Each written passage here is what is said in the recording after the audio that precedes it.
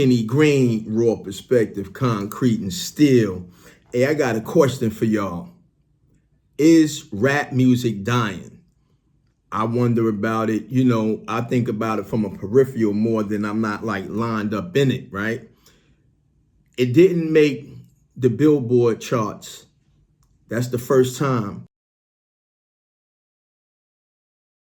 What is being said? Is it saying that people don't like rap anymore? They don't like the content. They don't feel it. Let's be honest. There's a growing sentiment that rap music is in decline, and there are some legitimate reasons why people feel this way. Streaming has fundamentally changed how rap is created. In the past, artists crafted cohesive albums meant to be experienced as complete works. Now, the focus is on grabbing attention in the first 30 seconds before listeners skip to the next track. Artists are churning out singles designed for viral moments on TikTok rather than developing full artistic projects. The entire creative process has been reshaped by algorithms and playlists. Then there's the shift toward commercialization. While artists have always needed to make a living, there used to be more emphasis on having something meaningful to express.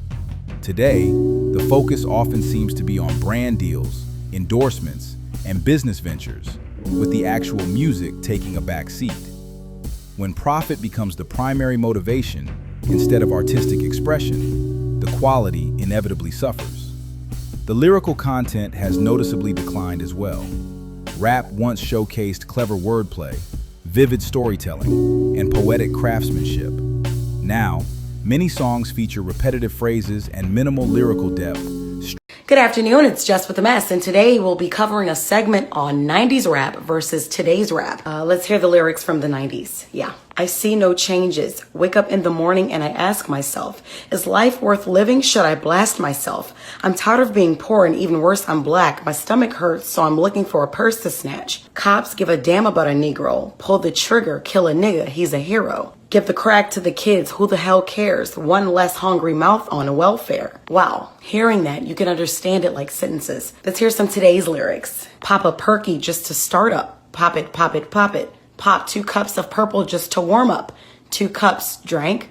I heard your bitch, she got that water. Splish, drip, drip, woo, splash. Slippery, excuse me, please. Arm up or believe me, get beat. Cause I'm flexing Rari's skirt. You can bet on me, skr. Hey, tater tot. What the fuck? Stretched over a beat for 3 minutes. The wit and complexity that define the genre seem increasingly rare. And regarding drill music, while it authentically reflects real struggles and pain, when every song centers solely on violence without broader context or message, it becomes monotonous. The lack of balance and dimension limits the music's impact.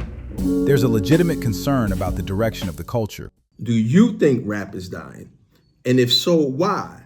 And like I said, I've experienced the beginning parts of rap when we used to go to Manhattan in the Bronx and get the mixtapes, you know what I'm saying? The Africa Bambaataa, Jazzy J, Lisa Lee, it was like Breakout and Funky 4. I was a DJ myself. Kenny Green, the Cut Machine, my man Don D, partner DJ Vinny Vin, rest in peace, Don D. The Awesome 4 MCs, Jelly Gel, Randy D, Super D, High Power Toast, rest in peace. So this was the late 70s, early 80s. We was, there. I know the drill music now, I'm not a fan of it, because it doesn't say anything. And I never agree with promoting, killings and all of that craziness, my ops. And I don't agree with that at all.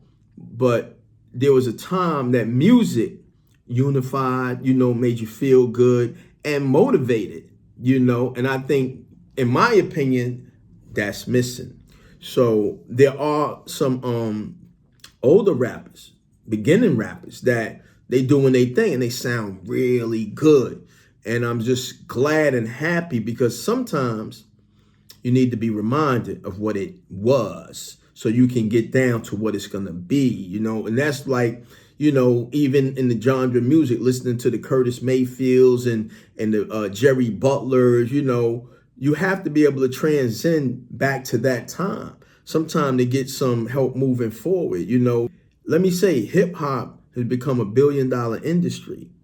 And a lot of the beginning rappers, they didn't really get the benefits of it. You know, we're trying to acknowledge them now with, you know, museums and different things. But, you know, financially, you know, I'm glad that financially they can come back and get some money, you know, perform, you know, because like in the times of the Dougie Freshes and all of that and the Juice Crew, man, it was a beautiful time and we had a lot of fun. And you always had little beefs here and there, but not to the magnitude, you know, because what happens is you giving these people justification to change your industry.